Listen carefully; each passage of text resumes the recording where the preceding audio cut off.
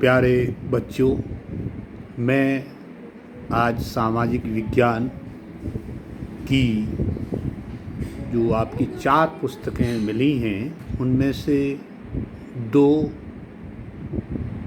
का अध्ययन हम कराएंगे। फ़िलहाल एक पुस्तक जो समकालीन भारत सेकंड में भूगोल से संबंधित आपके पास होगी। दूसरी पुस्तक अर्थशास्त्र की है जो आर्थिक विकास की समझ के नाम से आपके पास होगी। तो पहली पुस्तक मैं आज भूगोल वाली जो समकालीन भारत सेकंड उपलब्ध होगी। मैं बता दूं कि पूर्व की कक्षा यानी कक्षा 9 में आपने समकालीन भारत फर्स्ट पढ़ा होगा और कक्षा 10 में समकालीन भारत सेकंड आप पढ़ेंगे। जो पहली पुस्तक है भूगोल की और दूसरी अर्थशास्त्र की है। तो पहली पुस्तक जो भूगोल की है उसके 7 चैप्टर हैं। पहला चैप्टर संसाधन और विकास। संसाधन से तात्पर्य ऐसे संसाधन हैं, ऐसी वस्तुएं हैं जो हमें प्रकृति से निःशुल्क प्राप्त हुई हैं। हम देखते हैं हमारे चारों ओर हमारे पर्यावरण में बहुत से प्रकार की वस्तुएं उपलब्ध रहती हैं। उन्हीं से हम टेक्निकल या अपने हाथों से, मानव भी स्वयं में संसाधन है, उसके द्वारा हम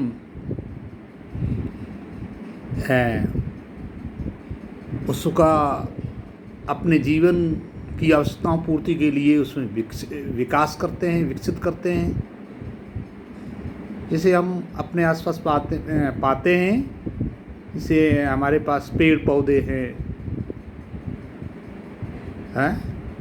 मिट्टी है, वन्य जीव हैं, जल है, खनिज संपदा है, बहुत सी चीज़ें हैं, पत्थर है, कोयला है। ये सब प्राकृतिक संसाधन के रूप में हम मानते हैं। इन्हीं से हम कुछ अपनी आवश्यकताओं की पूर्ति के लिए नई नई चीज़ें हम विकसित करते रहते हैं। जैसे हमने एक एग्जाम्पल ले लेते हैं, एक उदाहरण ले लेते हैं। पेड़, जो वृक्ष है आपके नज़दीक है, आसपास खूब देखने को मिलते हैं। आप तो गाँव के हैं और हमको आवश्यकता है एक कुर्सी की या एक चारपाई की, तख्त की, या हमें अपने मकान के गेट चढ़ाने हैं, तो हम लकड़ी को काटकर और अपनी कुशल कारीगरी प्रौद्योगिकी के माध्यम से हम चेयर, टेबल, गेट, जो भी आपकी आवश्यकता की चीज़ें उनको बना लेते हैं। ऐसी लोहा है, खनिज संपदा के अंतर्गत आता है। तो उससे हम विभिन्न प्रकार की वस्तुएं बना लेते हैं। जैसे कुदाली बना लेते हैं घर की आवश्यकता की, जैसे आपका तवा है, आपकी जो है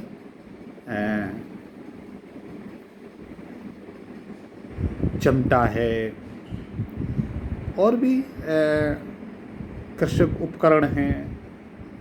आने जाने के लिए आपने साइकिल बना ली। विभिन्न प्रकार की वस्तुएं आप देखते हैं वो बना लेते हैं। संसाधन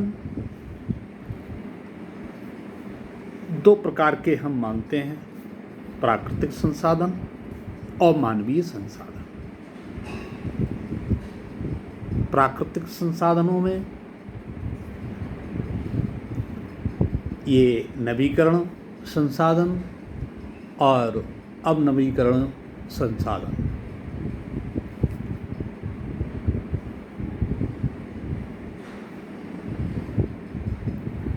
इसमें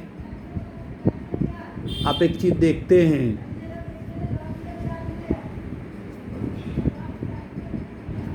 जैसे इसमें जो हमेशा नवीकरण संसाधन के अंदर जो हमेशा कंटिन्यू आपको प्राप्त होते हैं,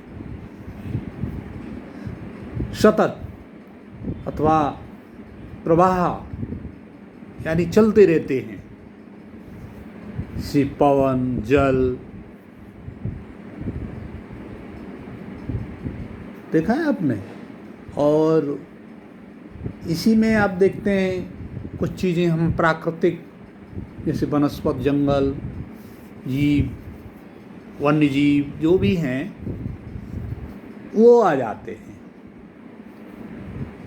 अब नवीकरण में हम पुनः देखते हैं पुनः चक्रीय, जैसे धातुएं हम बार बार प्रयोग कर लेते हैं।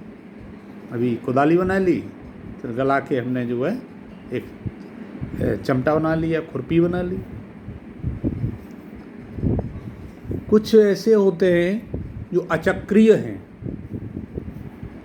जैसे जीवाश्म ईंधन, जैसे मान कोयला एक बार प्रयोग कर लिया, दोबारा राख हो गया तो बार बार प्रयोग नहीं कर सकते हम। आप देख रहे हैं ना कि जो कोयला है, जैसे आपने भट्टियों में इसका प्रयोग किया, खाना बनाने में किया, अन्य लोहा गलाने में किया, और उसके गलने के बाद, उसका प्रयोग करने के बाद हम क्या प्राप्त करते हैं उसके पीछे? राख। और राख को हम बार बार हम प्रयोग नहीं कर सकते हैं। जैसे धातुएं हैं, धातुओं को आज आवश्यकता हुई तो हमने ये चीज़ बना ली। सोना है, आज हमने एक अंगूठी बना ली, कल हमने जो है एक छल्ला बना लिया या और कुछ चीज़ बना ली गला के, और एक चैन बना ली। ये आप तो इन चीज़ों को, बहुत सी चीज़ें आप जानते हैं उससे जुड़े हुए हैं, तो वो बना लेते हैं। ऐसे ही हम दूसरी तरफ जब चलते हैं, देखते हैं जो मानवीय संसाधन हैं। संसाधन दो प्रकार के बताए हमने, एक तो प्राकृतिक हैं और दूसरे हैं मानवकृत, यानी मानव के द्वारा जो रचनाएं हैं, जो अपनी आवश्यकता के लिए उन्हीं, लेकिन ये करता कब है? जब भौतिक वस्तुओं के माध्यम से ही कर पाता है। जैसे उसकी संरचनाएं और संस्थाएं, और कितनी मात्रा, उसकी गुणवत्ता क्या है, ये बहुत सी चीज़ें हैं। वो अपनी प्रौद्योगिकी, कौशल ज्ञान से और भौतिक वस्तुओं की मदद से वो नई नई चीज़ें विकसित करता है। तो ये क्या रहा? बहुत मानवीय संसाधन।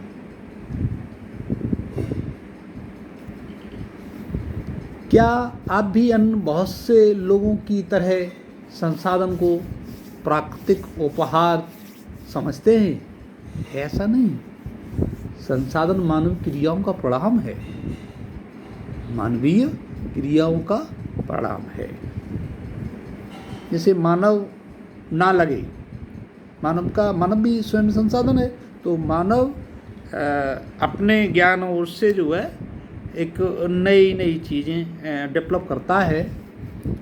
तो मानव भी स्वयं में ये भौतिक है,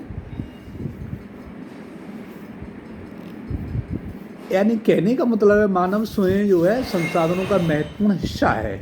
वे पर्यावरण में पाए जाने वाले पदार्थों को संसाधनों से प्रवृत्त करते रहते हैं और उन्हें प्रयोग करते हैं।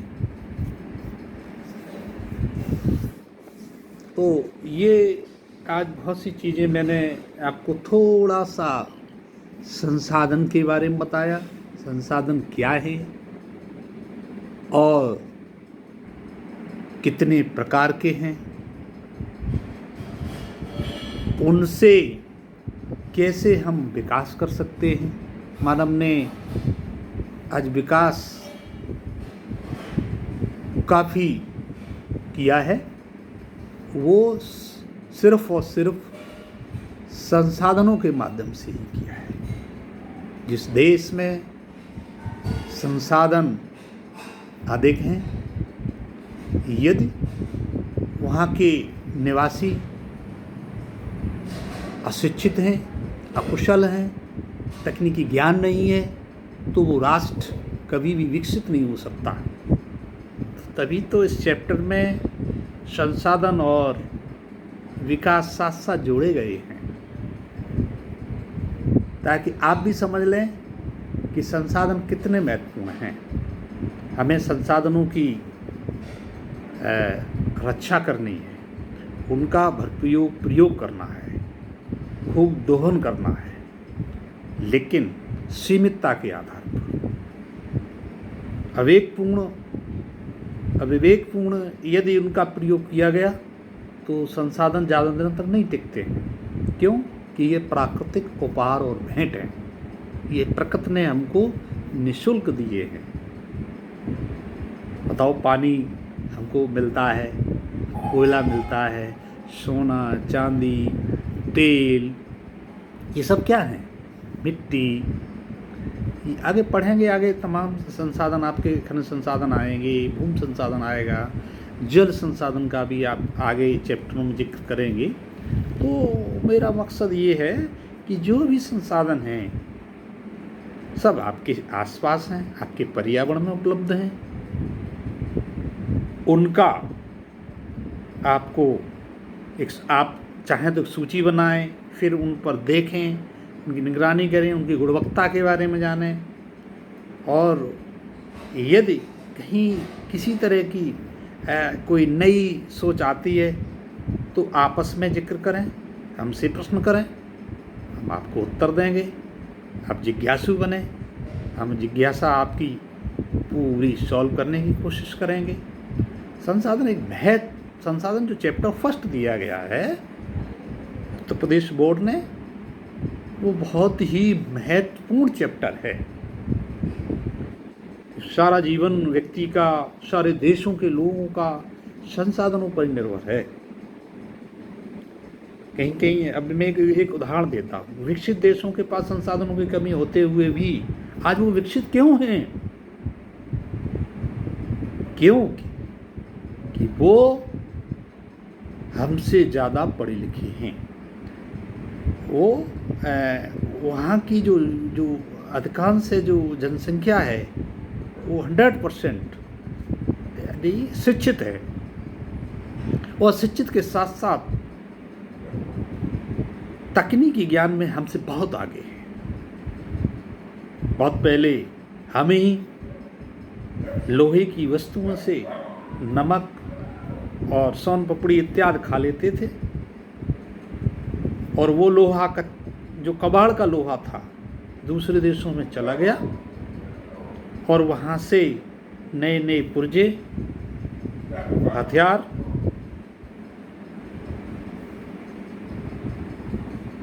तमाम वस्तुएं बन के पुनः हमारे पास महंगे दामों में हमने खुद खरीद ली। क्यों?